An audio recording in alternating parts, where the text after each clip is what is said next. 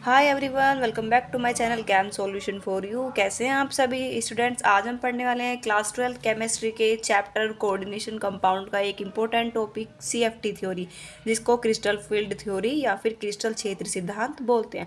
तो सबसे पहले फ्रेंड्स जानते हैं कि सीएफटी थ्योरी होती क्या है। तो चलिए शुरुआत करते हैं। सबसे पहले देखते हैं सीएफटी थ्योरी क्या होती है। देखिए, यह सिद्धांत एच बेथे, जिसको एच बेथे इस तरह से लिखते हैं, एच बेथे ने दिया था 1932 में। एच बेथे जो है एक साइंटिस्ट का नाम है जिन्होंने सीएफटी थ्योरी दी थी। उन्होंने 90 मतलब ये जो सिद्धांत है वो 1950 में लागू हुआ था। मीन्स यहाँ पर इसकी रिसर्च करी थी और जो लागू हुआ था वो 50 में हुआ था। इस सिद्धांत के लिए डी कक्षा को यानी कि डी ऑर्बिटल्स के स्ट्रक्चर का पता होना बहुत ज़्यादा ज़रूरी है। मींस सीएफटी थ्योरी पढ़ने से पहले जो आपके डी ऑर्बिटल्स होते हैं, मैं दिखा देती हूँ। ये जो आपके डी ऑर्बिटल्स होते हैं, डी ऑर्बिटल्स आपको पता होगा कितने होते हैं, 5 डी ऑर्बिटल्स होते हैं। तो इनके बारे में आपको ज्ञान होना बहुत ज़्यादा ज़रूरी है कि डी ऑर्बिटल्स क्या है, इनकी शेप कैसी होती है, क्या होता है, ये सब चीज़ें।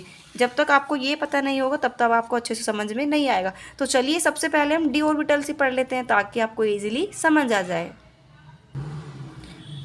हियर यू कैन से, देखिए यहाँ पर 5 ऑर्बिटल्स हैं, 1 2 3 4 5। ये सारे ऑर्बिटल्स होते हैं इनको डी ऑर्बिटल्स बोलते हैं। लेकिन ध्यान रखिएगा, ये जो स्टार्टिंग के 3 ऑर्बिटल्स होते हैं इनको T2G ऑर्बिटल्स बोलते हैं, और जो लास्ट के 2 ऑर्बिटल्स होते हैं इनको EG ऑर्बिटल्स बोलते हैं। मीन्स जो डी ऑर्बिटल होते हैं ये 2 पार्ट्स में डिवाइड होते हैं, T2G एंड EG। ध्यान रखिएगा। अब हम ये जो 3 ऑर्बिटल्स हैं मैं दिखा देती हूँ आपको। ये जो 5 ऑर्बिटल्स हैं ये 3 ऑर्बिटल्स अलग टूट जाते हैं, ये 2 ऑर्बिटल्स अलग टूट जाते हैं। तो ये जो 5 ऑर्बिटल्स में ये जो ऊपर वाले ऑर्बिटल्स होते हैं इनका नाम होता है DXY, DYZ, DZX। एंड ये 3 ऑर्बिटल्स 2 ऑर्बिटल्स जो होते हैं इनका नाम होता है DX² minus Y square and DZ²। ये 5 ऑर्बिटल्स हैं। इन 5 ऑर्बिटल्स के अलग अलग नाम होते हैं जैसा कि मैं आपको बता चुकी हूँ।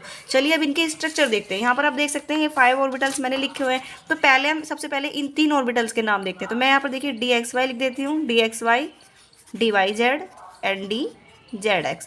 तो चलिए इनके स्ट्रक्चर देखते हैं कैसे होते हैं। सबसे पहले आपको ये समझना होगा कि इस डी ऑर्बिटल जो होता है इसकी शेप डबल डम्बलाकार होती है। इस तरह से इसकी शेप होती है। तो चलिए देखते हैं हम इनको कैसे बनाएंगे। देखिए यहाँ पर जो DXY जो स्ट्रक्चर होगा वो एक्स और वाई के एक्सिस में होगा, यहाँ पर जो होगा वो वाई और जेड के एक्सिस में होगा, एंड यहाँ पर जो होगा वो जेड और एक्स के एक्सिस में होगा। तो चलिए बनाते कैसे हैं। सबसे पहले आप क्या करिए, आप 3 लाइन्स ऐसे खींच लीजिए। देखिए इसको मैंने एक्स मान लिया, इसको मैंने वाई मान लिया, इसको मैंने जेड मान लिया। सेम मैं 3 लाइन यहाँ खींच देती हूँ, इसको एक्स मान लेती हूँ, इसको वाई, इसको जेड।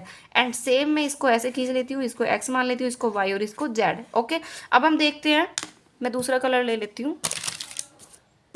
देखिए अब हम क्या करेंगे, हमें यहाँ पर DXY लूप बनानी है। देखिए एक्स और वाई, सबसे पहली चीज़ आपको ध्यान रखनी है कि डी ऑर्बिटल्स के अंदर ये जो हमारे T2G ऑर्बिटल्स होते हैं इनकी जो लूप्स मतलब बिटवीन ऑफ एक्सिस के बीच में होती है स्ट्रक्चर इनकी, यानी कि जो लूप्स होती है इनके बीच में होती है, एक्सिस के सॉरी।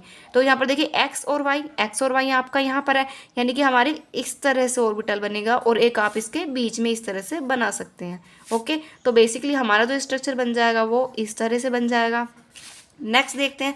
अब यहाँ देखिए वाई जेड है, तो वाई जेड आपका ये है, तो यानी कि एक आपका यहाँ बन जाएगा और एक आपका इस तरह से बन जाएगा। तो ये आपका इस तरह से बन जाएगा। नेक्स्ट देखते हैं जेड और एक्स। देखिए यहाँ पर जेड है और यहाँ पर एक्स है, मीन्स इसके बीच में इस तरह से बन जाएगी और एक आपकी इसके बीच में इस तरह से बन जाएगी। तो ये आपका इस तरह से स्ट्रक्चर बन जाएगा। तो ये लूप्स जो है ये लूप्स बीच में है, यहाँ पर एक्स वाई है ना, तो देखिए एक्स आपकी ये हो जाएगी यहाँ पर और वाई आपकी ये हो जाएगी।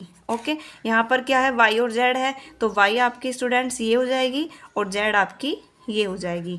और अगर आप एक्स और जेड और एक्स की देखते हैं तो जेड आपकी कहाँ है, ये आपकी यहाँ पर जेड हो जाएगी और यहाँ पर ये आपकी एक्स हो जाएगी। ओके, तो यहाँ ये जो स्ट्रक्चर आए हैं ये आपका DXY का स्ट्रक्चर है, ये DYZ का स्ट्रक्चर है और ये DZX का स्ट्रक्चर है। अब बात करते हैं ये लास्ट के 2 जिनको हम EG स्ट्रक्चर बोलते हैं। मैं इसको यहाँ पर ही दिखा देती हूँ। ये जो होता है यहाँ पर जो होता है स्टूडेंट्स, देखिए ये एक्स और वाई की लूप है, तो मैं इनको एक एक्स मान लेती हूँ, एक वाई मान लेती हूँ। तो ध्यान रखिएगा इसमें बिटवीन ऑफ एक्सिस थी लूप्स, इसमें ऑन द एक्सिस होंगी, यानी कि जो हमारी एक्स और वाई होंगी वो लूप इसके ऊपर होंगी इस तरह से। ओके। और अगर हम डी जेड स्क्वायर की बात करते हैं तो डी जेड स्क्वायर जो होती है वो वाई इसके ऊपर होती है इस तरह से, जो कि दिखाई नहीं देती इसके ऊपर इस तरह से, तो ये आपकी डी जेड स्क्वायर होती है। ओके, तो हमें मैं यहाँ पर आपको दिखा सकती हूँ इस तरह से, आप देखिए डी एक्स स्क्वायर होती है, ये मैंने तीनों की लूप्स बनाई हुई है, आप इस तरह भी देख सकते हैं और आप इस तरह भी देख सकते हैं। नाउ